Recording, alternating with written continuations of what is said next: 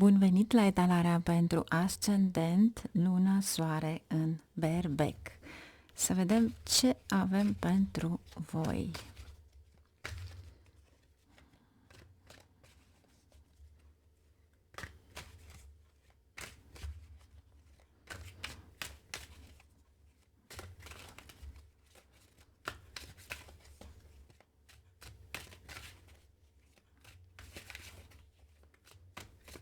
Ce avem pentru berbeci? Fie aveți ascendentul, luna sau soarele în berbec, în semnul berbecului. 3 de monede. Aveți un proiect la care lucrați, unii dintre voi, sau poate chiar vă ocupați de ceva la care doriți să munciți împreună cu altcineva, pentru că aici este un grup de oameni. Iar aici aveți 6 de cupe. Să vedem ce avem aici. Avem regele de cupe. Poate e posibil să cumpărați niște cadouri partenerului de viață sau acest rege de cupe are de-a face cu frumusețea, cosmetică, carieră de model. Deci poate vi se oferă ceva extrem de scump, poate faceți reclamă sau genul acesta de muncă. Ia uitați-vă, e același, este regina de cupe și regele de cupe, ceva artistic, ceva care te înfrumusețează. 10 de spade. Vom clarifica, simt că se termină ceva aici și 6 de spade, în sfârșit, tranziția pe care vă dorați este un fel de a trece, poate dintr-o perioadă grea în ceva bun, pentru că aveți regele și regina de cupe. Să vedem acum ce vrea să ne spună de fapt acest 10 de spade. Vom clarifica acest 10 de spade. Lumea. Posibil să ai un volum foarte mare de lucru, pentru că ai de-a face cu Saturn. Lumea este Saturn, de fapt. Iar aici este una dintre cele mai frumoase cărți, 10 de monede. Deci munca voastră este răsplătită. 6 de bâte, succes. Justiția, vi se face dreptate în ceva. Wow, judecata, se întoarce în sfârșit ceva la locul lui. Ia uitați-vă și voi ce frumos e. Posibil pentru unii dintre voi cu regele și regina, o persoană de sex opus să fie atras de voi, iar cu regina aceasta de spade și regele din nou. Este o relație frumoasă, dar cu pajul acesta mulți sunt cu ochii pe voi. Fie sunt colegi, fie sunt dinamicii voștri și am senzația că veți fi parcă față în față să rezolvați niște probleme pe care le-ați ignorat sau ați ignorat persoanele respective și acum trebuie să luați, de fapt, atitudine. Regina asta ia atitudine în fața celorlalți. Mare grijă felul în care vorbiți. Pentru că nu neapărat trebuie să fiți tăioși, dar trebuie să fiți corecți și să clarificați ceva. Iar aici vă spune să fiți foarte precauți în privința unor investiții. Deci dacă vreți să cumpărați ceva, dacă vreți să faceți ceva care să reînnoiască un loc, vedeți, judecata are de-a face cu ceva la care se reînnoiește sau revine acolo o problemă sau ceva care trebuie neapărat să o rezolvați. Pentru unii poate fi pur și simplu dărâmi un perete la bloc și începi să-ți faci casa luxoasă sau știu eu, modifici tot din casă, dar pentru alții poate fi pur și simplu o mobilă nouă sau orice altceva care să aducă, să înfrumusețeze ceva în casă. Deci este bine să ieșiți din acele gânduri vechi, negative, chiar și dacă aveți ceva în casă vechi, dați afară. Dați afară pentru că acel ceva vechi vă scoate efectiv o energie care nu trebuie, care trebuie dată afară. Dar nu o dați la cineva, sub nicio formă, mai ales paturile. Niciodată să nu le dați. Mai ales dacă a fost un om bolnav înăuntru sau genul acesta de energie. Niciodată să nu le dați la altcineva pentru că dați efectiv durerea persoanei respective, energia negativă a acelei persoane altcuiva. Întotdeauna când vreți să dați de pomană ceva, să dați ceva nou. Iar ceea ce aveți și vreți să le aruncați undeva unde știți că acolo vor fi la gunoi. Nu vor fi luate. Acum, că le scoateți afară și cineva le va lua, este treaba lor. Să vedem aici ce avem. S-a întors o carte. 3 de monede din nou. Deci, 3-ul ăsta de monede ne arată că, de fapt, aveți un plan sau poate sunteți mai multe persoane implicate în ceva în care veți scoate acei bani.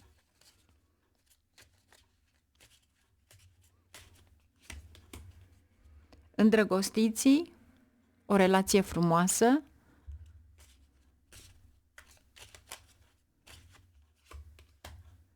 Asul de monede, vă gândiți foarte serios să faceți ceva nou. E ceva favorabil. Încă o dată vă spun, datorită acestui 10 de spade, toată lumea e cu ochii pe voi. Vă supraveghează tot ce faceți. Nu discutați planurile voastre cu nimeni, nici măcar cu șeful vostru. Cavalerul de bute, pentru că cineva vrea pur și simplu să ia totul de-a gata. Asul de bute, este munca voastră. Soarele.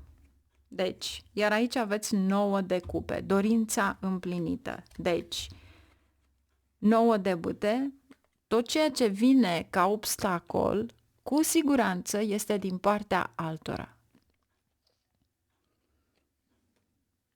Deci, aici aveți soarele și 9 de cupe. Pur și simplu îți spune să fii pozitiv. Dacă eventual ai de dat niște datorii, dă-ți datoriile pentru că achitarea acelor datorii vechi îți vor aduce bani. Dacă în momentul în care noul ăsta de cupe este de fapt dorința ta de a cumpăra haine scumpe, de a cumpăra ceva, dar nu ți-ai dat datoriile, atunci înseamnă că apare din nou acel 10 de spade să-și facă treaba. Aici îți spune faci orice, dar mai întâi îți dai din datorii vechi. Achită niște datorii vechi.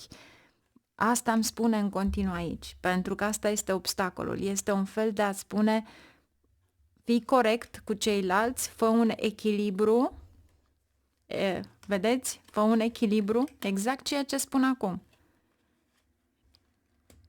Fie că este către societate, fie că este către cineva, pentru că după ce îți dai aceste datorii, aveți împărăteasă.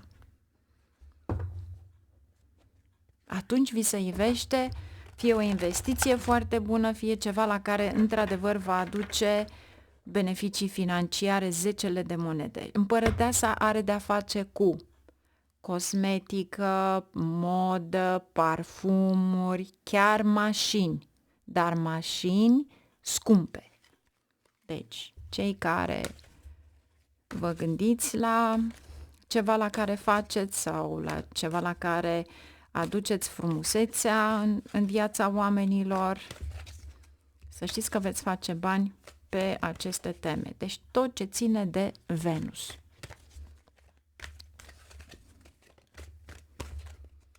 Ce avem aici? 9 de toamnă. Ai să-ți cumperi ceva, dar să-ți cumperi după ce faci toate planurile respective și îți rămân bănuți. Atunci ai să faci lucrurile astea. Până atunci nu poți să faci. De ce? Trebuie neapărat să muncești și să fii sigur că efortul depus îți aduce mai mult decât ar fi trebuit. Deci dacă vei scoate aceste 10 de monede, 1 de monede vei da datoria și 9 îți rămân ție. Ce avem aici pentru voi? Creativitate. Ia uitați-vă și voi. De 2 ori aveți soarele, fraților.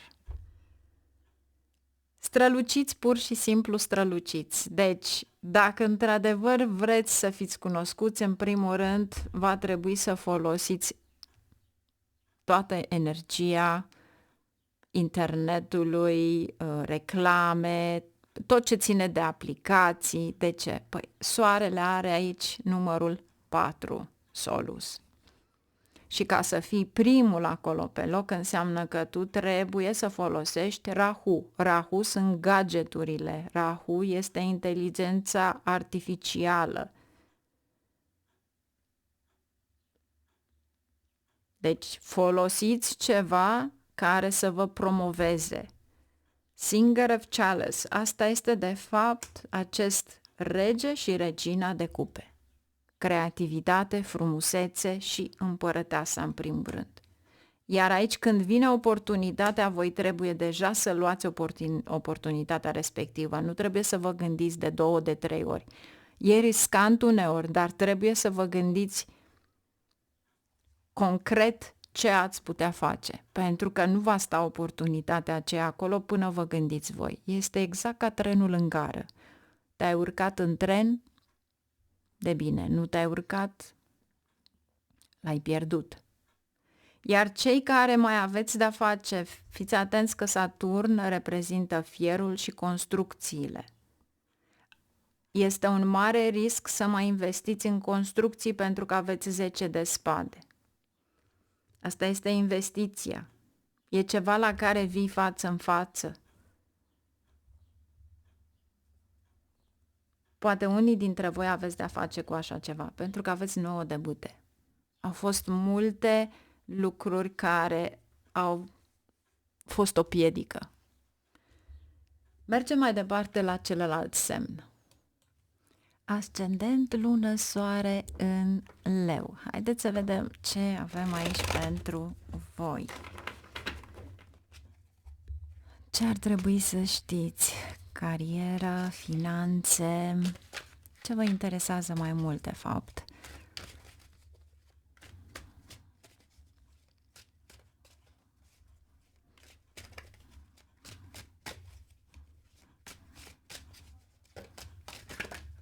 Ok, deci avem un paj de spade.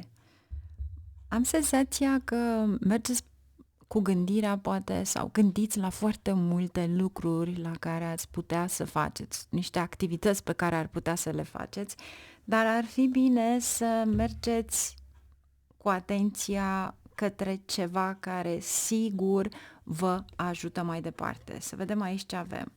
Împăratul și justiția și au venit pe invers. Deci, dacă eventual ați avut niște probleme cu cineva sau ați avut probleme cu un șef sau ați avut poate ceva de rezolvat, să știți că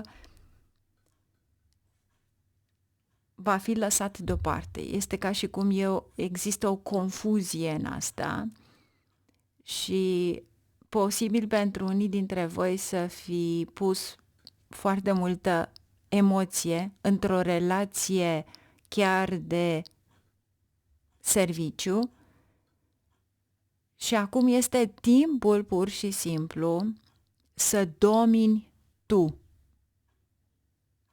Să eviți niște lucruri, pentru că aici este o lecție, iar pajul acesta de spade îți spune să fii atent de fapt la ceea ce tu trebuie să înaintezi, să ai un progres. Ce vrea să-mi spună mai departe? Am cavalerul de cupe și regele de săbii. Și asta spune că în aceeași măsură ai putea să ai o perioadă foarte bună, mai ales dacă ești asociat sau dacă ai ceva de rezolvat cu oameni de stat, pentru că acest rege poate fi un avocat, un notar, poate fi ceva care îți va aduce, de fapt, niște rezolvări foarte bune.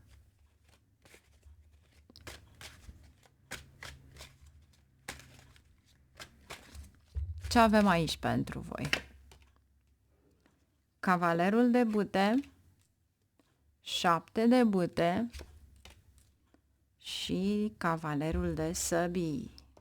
Cred că este timpul să deveniți acest cavaler sau rege de săbii, să vă faceți dreptate singur. Pajul acesta de cupe este ceva la care vă gândiți, ceva la care vreți într-adevăr să investiți și cu siguranță va fi o răsturnare de situație aici, poate în familia voastră, ceva la care voi vă doriți foarte mult. Aici se face dreptate în ceva.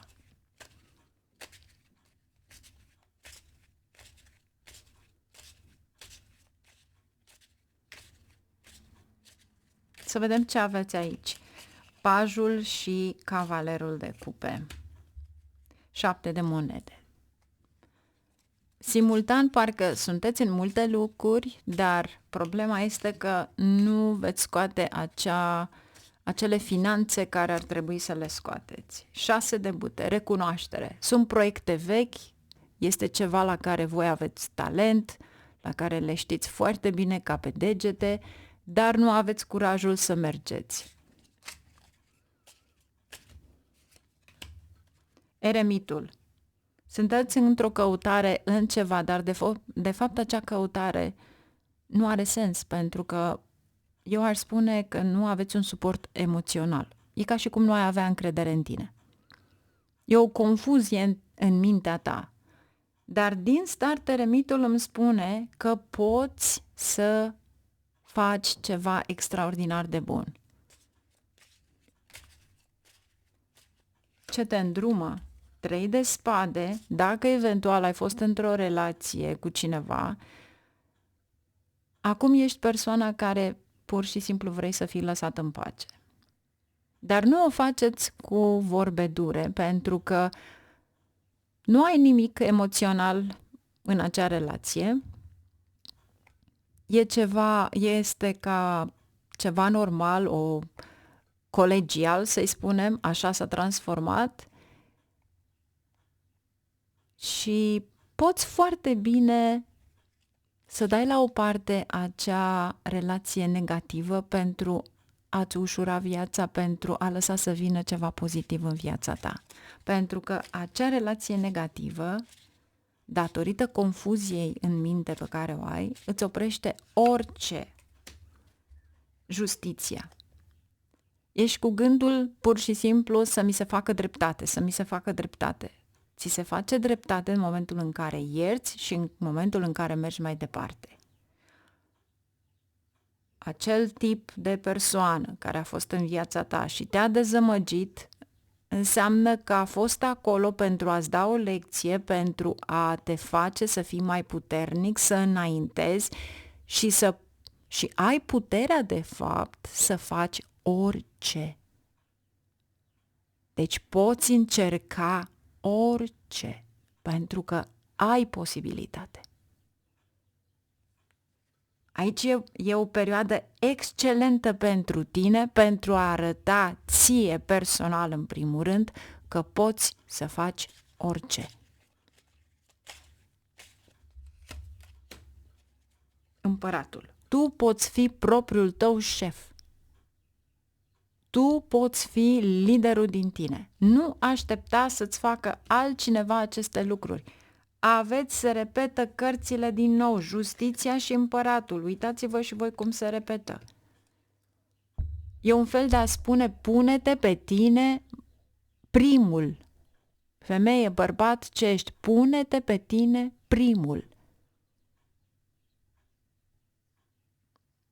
Pentru că asta îți spune aici.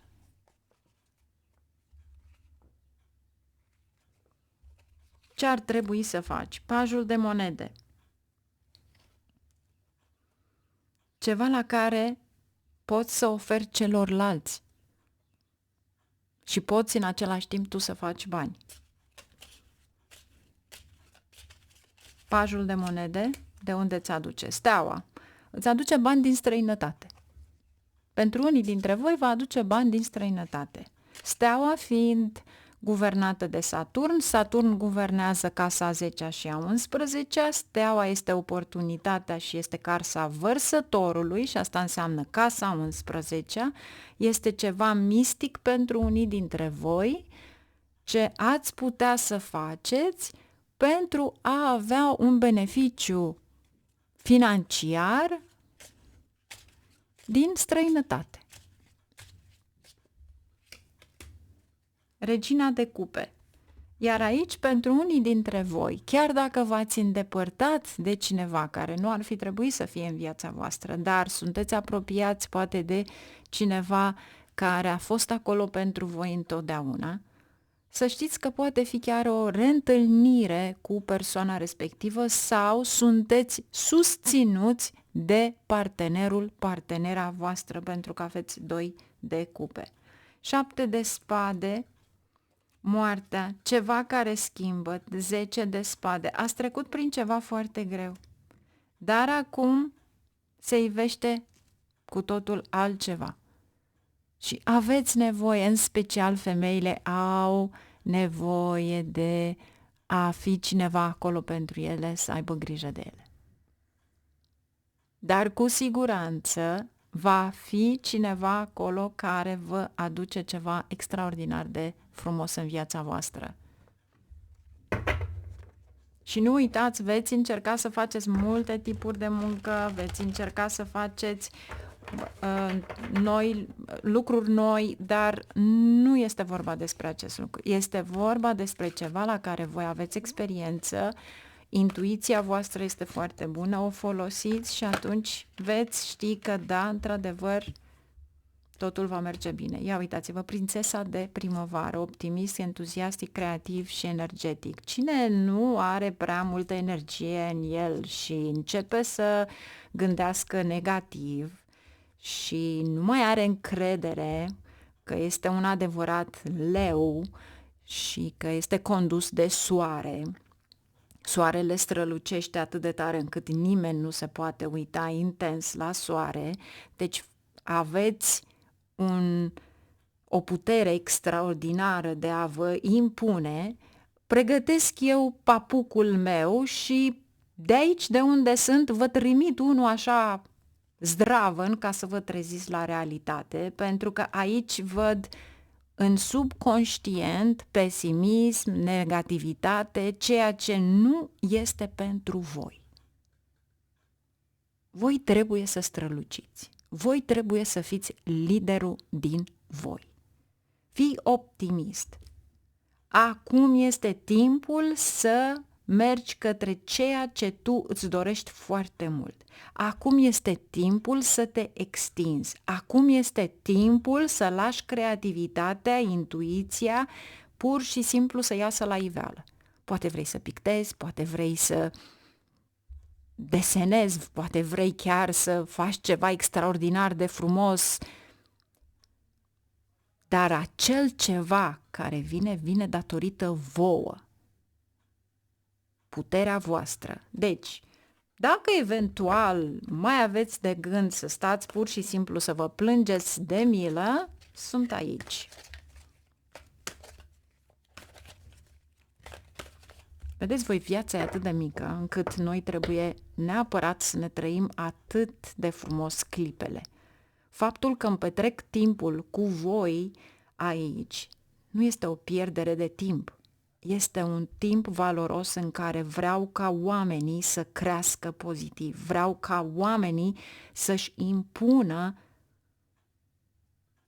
tot ceea ce este mai bun pentru ei. Pentru că de aceea au venit pe pământul ăsta.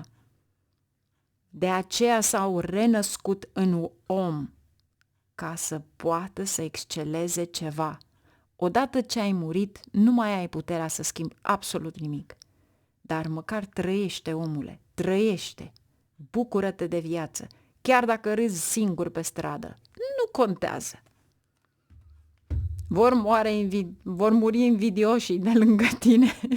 De aceea întotdeauna sunt oameni care te vor discuta, pajul acesta, care întotdeauna vor avea o grijă. De ce? Pentru că tu ești undeva sus, fie spiritual, fie financiar, fie o poziție pe care tu o ai. Și întotdeauna va fi cineva acolo care să încerce să te tragă în jos.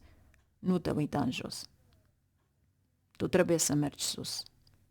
4 de primăvară. Gândirea pozitivă va aduce de fapt ceva extraordinar de bun. Ce vi se oferă aici?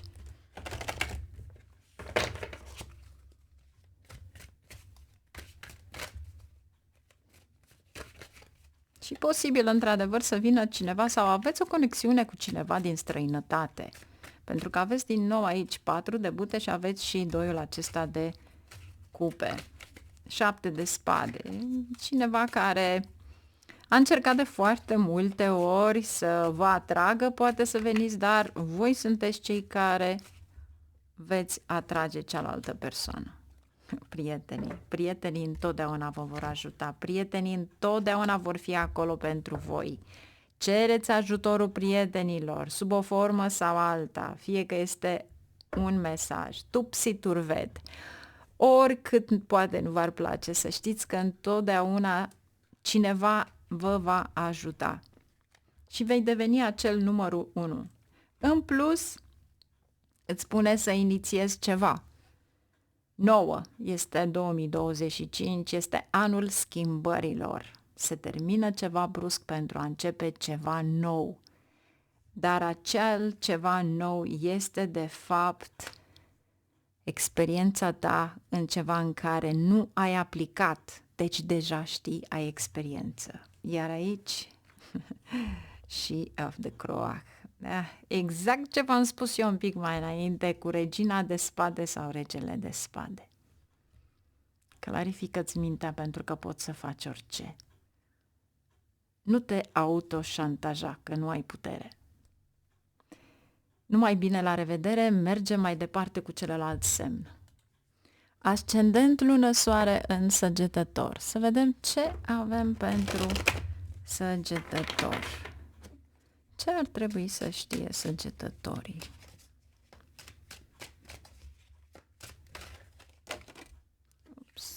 Ce avem aici? Avem spânzuratul. Poate că există de fapt ceva care îți spune, să zicem, nu e neapărat semnificativ, dar am senzația că este legat de un ritual, o religie, ceva de genul acesta. Carul.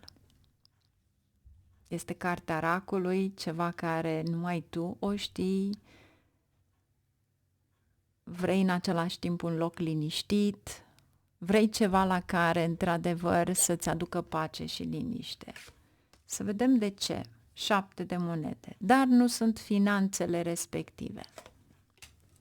4 de monede, trebuie să faci economii, 6 de spade pentru ceva la care te gândești, 4 de cupe. 4-ul acesta de spade poate fi o mutare, poate fi o călătorie, dar este ceva la care venitul nu îți dă posibilitatea. Pajul de monede, asul de monede, 2 de bâte, 2 de săbii și 6 de bâte. Eu aș spune că pentru unii dintre voi, cei care doriți să faceți bani, ar trebui să lucrați într-un domeniu în care voi să le oferiți oamenilor plăcerea de a se odihni.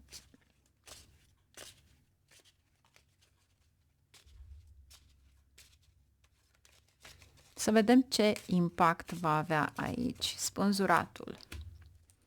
3 de bâte, planuri de viitor pe care ți le faci, dar vedeți voi, acele planuri parcă nu lucrează pentru că nu au o bază. 3 de monede, asta ar însemna să implici și pe alții.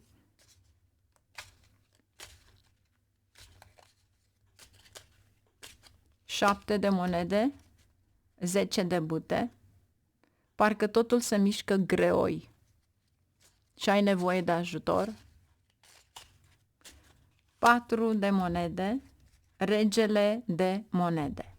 Ce este bine este că, da, într-adevăr, vei avea resurse, vei avea prosperitate, vei pune bani deoparte, dar simt că ai o lipsă de idei, simt că ai ceva la care tinzi foarte mult. 6 de spade, eremitul. Găsești o soluție dacă vei căuta. Dacă nu vei căuta, înseamnă că ai o dezamăgire, să zicem.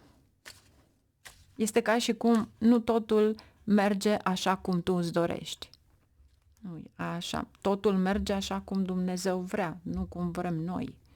Dumnezeu ne arată calea, dar dacă noi ne dorim cu totul altceva, atunci e normal, ne pune obstacole pentru a ne arăta care este de fapt calea. Ce ar trebui să știi aici? 9 de bâte, piedici. Ți se pun niște piedici pentru că trebuie să faci cu totul altceva.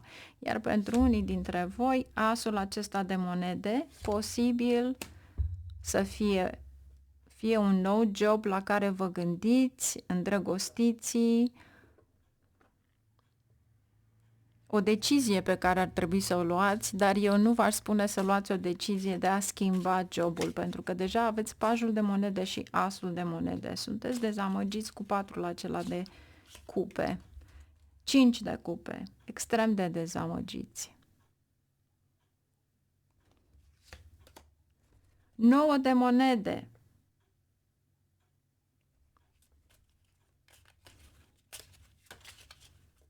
Confortul pe care îl aveți. Aici este confortul vostru.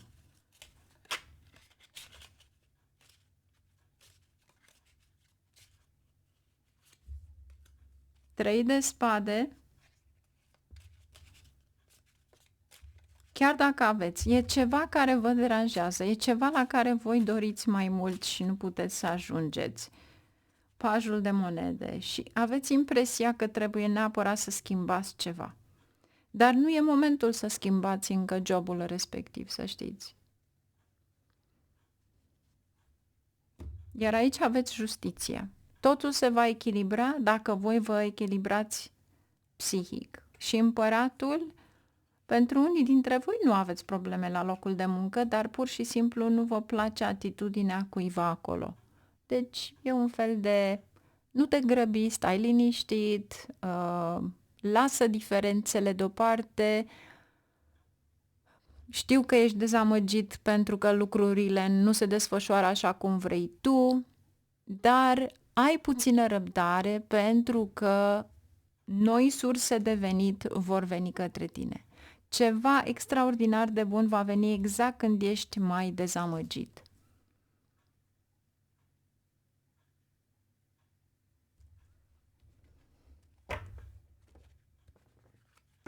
Dar cu siguranță cei din jur te protejează, toată lumea este lângă tine, ai puterea financiară, dar ai ceva care te dezamăgește.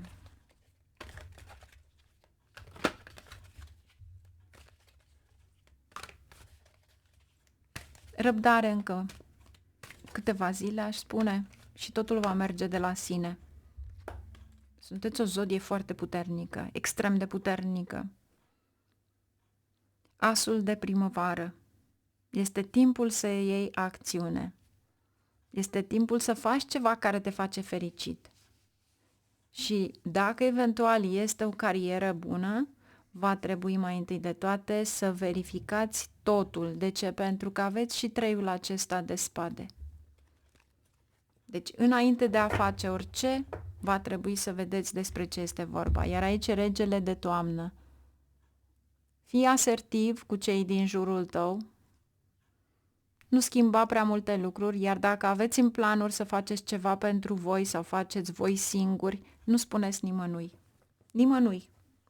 Nici măcar vouă în oglindă, pentru că atunci planurile nu mai merg. Ăsta este un mic secret pe care trebuie să-l știți întotdeauna.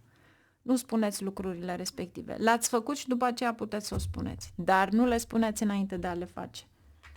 Pentru că nu sunteți ajutați.